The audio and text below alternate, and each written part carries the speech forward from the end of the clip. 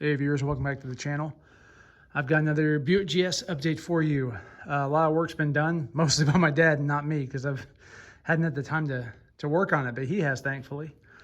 So I wanted to give you an update on the project and where we're at. So previous video, if I recall, we showed you that we got the new motor for it that we planned, right? Going to the 455, big block versus small block 350, which, by the way, that 350 and transmission are still available. If anyone's interested, Buick 350 and a turbo 350 transmission. If any of you out on the internet would like such a thing, give me a holler, post in the comments or get a hold of me some way, right? And we can maybe make a deal work. So looking at the car, engine bay, firewall, it's pretty much stripped at this point. All that's been done. Right, and you can see we've started body prep, like frame prep to paint the frame and the body and that kind of stuff, right? So trying out all the new sanders and grinders and stuff to see what works, and so far Dad's made quick work of this using a variety of surface prep tools that I will show you, mostly from Harbor Freight. Actually, I think they're all from Harbor Freight, and they work pretty darn well so far. So I think we would say we generally recommend them, but this is not that many hours of work to get to this point. So so far so good. Obviously one of the next things is once we get this all cleaned up perfectly, that floor pan there, you can see there, and then the tunnel, we got some rust that we're gonna replace the floor pan, rust there, right? So we knew that's happening, so that's on the list too, which means we get to try out the flux welder that we got. So that'll be good times. But otherwise, she's stripped pretty bare, and then moving back kind of to the trunk, just little odds and ends, bumper trim, tail lights, wiring, everything is kind of just stripped out.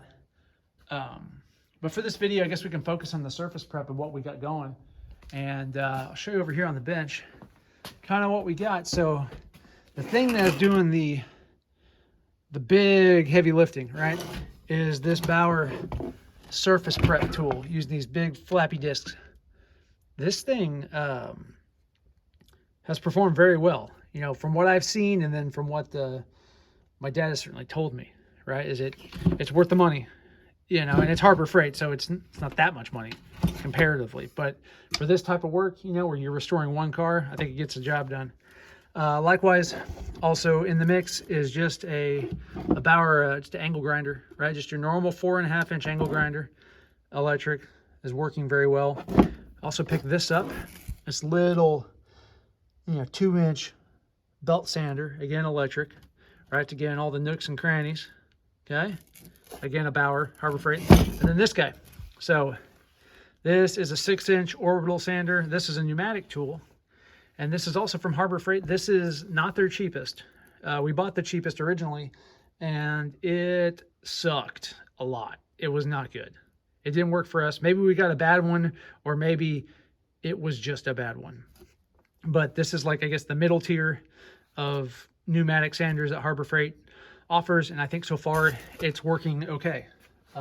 Time will tell. I don't think we've got a lot of use on that one. But so there's your pro tip for this is, if you're buying a pneumatic sander from Harbor Freight, maybe avoid the cheap one and get the next tier up at least. So aside from that, that's about what's been going on. Just kind of stripping the car down and getting ready, for the body work, or the all the body prep and everything. So kind of a short video, but at least wanted to show you the car and update you on what's going on. Also, random fact, internet, if you know the answer to this, at least last time we discussed it, Dad or I didn't really know the answer, and we have been too lazy to look it up, I think. So this thing right there, that little,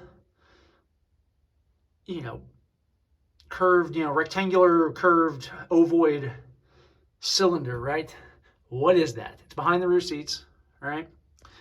Looks like it fits down into, I don't even know, is it connected to the gas tank somehow? I don't know. Can you guys tell me, internet, what is that thing, right? What's it connected to? What's its purpose, etc.? I'd be curious to know now that I'm thinking about it. And if you guys want to be my research team to where I don't have to go look it up, that's great. And I would appreciate it. So as always, guys, thank you for watching. If you like the content on the channel, please like, share, subscribe. It really helps the channel, helps us get bigger, more audience, etc. Ultimately, all of that helps me to keep bringing you content. So I hope you like it. And if you have suggestions for content, what you want to see, right? Most of my videos, I don't go that in depth on things. I tell you kind of what I'm doing, what we're doing, and why we did it. I don't go into a lot of in-depth tutorials and how-tos. You know, it just hasn't been the theme for the channel.